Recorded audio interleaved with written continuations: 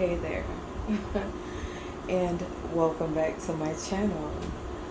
Um, Today I wanted to do a video in regards to a video that I recently posted of me doing an exchange of an AC. If you guys haven't seen it, you might want to go back and watch it. It's untitled, in which I do intend to go back and title it Libra Magic. I beg of everyone to go back and rewatch it and to come back into the comment section and tell me what they felt like they saw.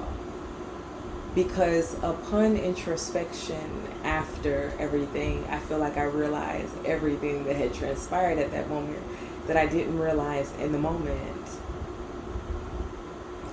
And that was that the seemingly humble, just security guy at the door was either the owner or in close proximity to the owner, possibly one of many owners of that store. And that if you notice, he kept intervening, but more importantly, immediately after he found out that I was recording.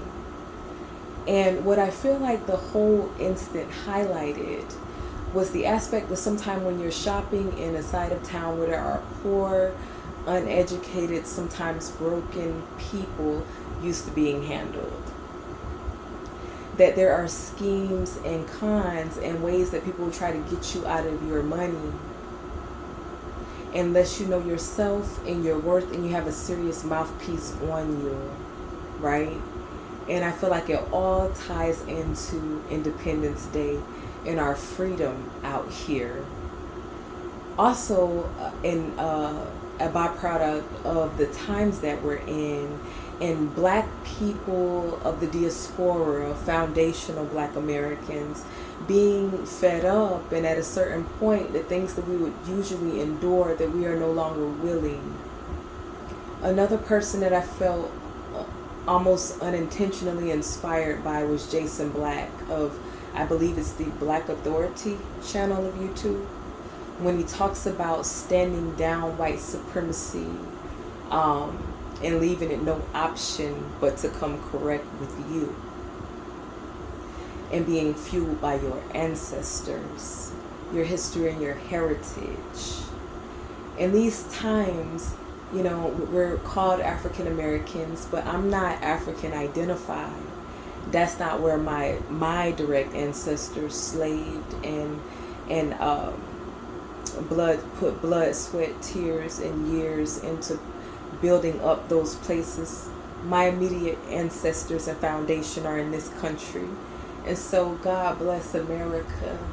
We need to reclaim what's always been ours, right along with others. But that no one has it above us. No one came before us. And there was a time that this country was only black and white, actually. And so it's all relevant and relative. And what it brought me to is the conclusion that I'm going to go ahead this year, I'm speaking into existence, and complete my final year of paralegal.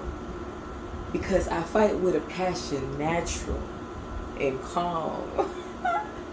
And I sat there and I wondered why, when I replayed that, how was I able to remain so calm? I thought about it later, and I realized that from the difficult people in my upbringing and their instability and their debilities, that it strengthened me and it learned me to deal with the undealable, the impossible individual. I grew up around that my whole life, and somehow it sharpened and made me steel. Or what do they call Libra? Still, at least in a velvet glove. I feel like I've spent enough time focused on everybody else, and it's my time. And I grew up in a time where, as a young girl, I grew up by choice in the library. And everything that I wasn't able to learn at home and from my mother and where I should have been, I learned from myself as a child. From everything from sex, my body, my period, everything I knew already before my mother brought those things to me. I was a scientist from a kid. And I feel like if my mom had paid closer enough attention to us, but more in particular me, she would have configured the Rubik's Cube and been a very wealthy and well-off woman and been offered things that none of these men that she spent her life chasing and wasting could have ever brought her what her children could have. What was inside of us if it was nurtured. But whether it was or wasn't, that is never too late. And every day I'm going to focus on the manifestation of my purpose and my presence and my power in this world and in this life at this time. And I invite you to embark upon this journey with me, and to allow it to enlighten and enliven you and ignite you. Happy 4th.